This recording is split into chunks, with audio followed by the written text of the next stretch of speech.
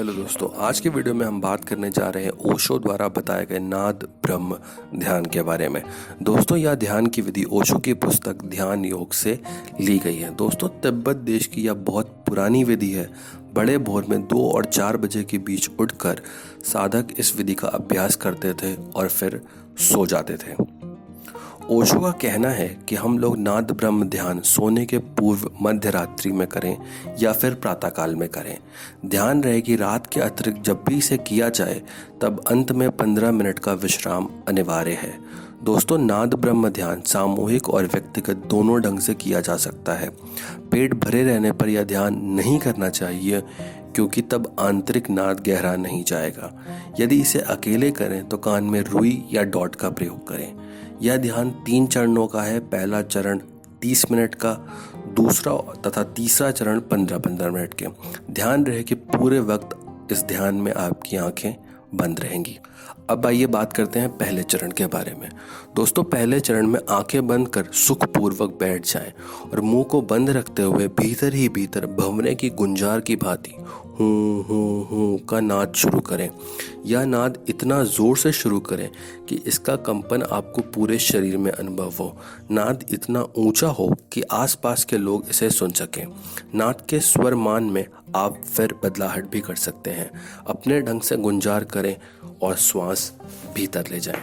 अगर शरीर हिलना चाहे तो उसे हिलने दें, लेकिन गति अत्यंत धीमी और प्रसादपूर्ण हो। नाद करते हुए भाव करें कि आपका शरीर बांस की खाली पोंगरी है जो सिर्फ गुंजार के कंपन से भरी है। कुछ समय बाद वह बिंदु आएगा जब आप श्रोता भर रहेंगे और नाद अपने आप ही गूंजता रहेगा। यह नाद मस्तिष्क के एक एक तंतु को शुद्ध कर उन्हें सक्रिय करता है तथा प्रभु चिकित्सा में विशेष लाभकारी है। इसे 30 मिनट से अधिक तो कर सकते हैं, लेकिन 30 मिनट से कम नहीं।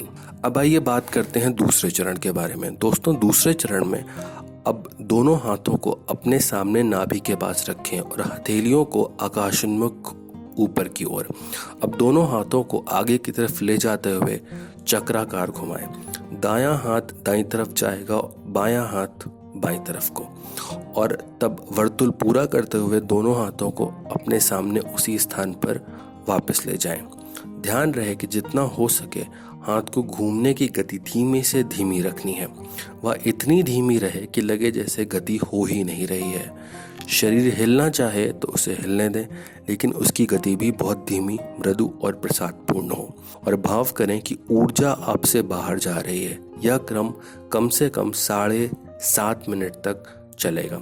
इसके बाद हथेलियों को नीचे की ओर जमीन की ओर उलट दें और हाथों के विपरीत दिशा में घुमाना शुरू करें। पहले तो सामने रखे हुए हाथों को अपने शरीर की तरफ आने दें और फिर उसी प्रकार दाएं हाथ को दाईं तरफ तथा बाएं हाथ को बाईं तरफ वर्तुलाकार गति करने दें जब तक कि वे वापस उसी स्थान पर सामने ना आ जाएं।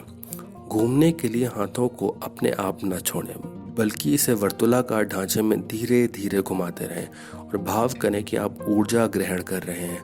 ऊर्जा आपकी ओर आ रही है। यह क्रम भी 7.5 मिनट तक चलेगा। दोस्तों, तीसरे चरण में बिल्कुल शांत और स्थिर बैठे रहें, साक्षी होकर। यह चरण भी 15 मिनट तक चलेगा।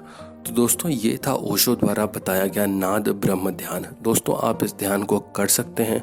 यह ध्यान बहुत ही ज़्यादा लाभकारी है और इसके बहुत से फ़ायदे हैं।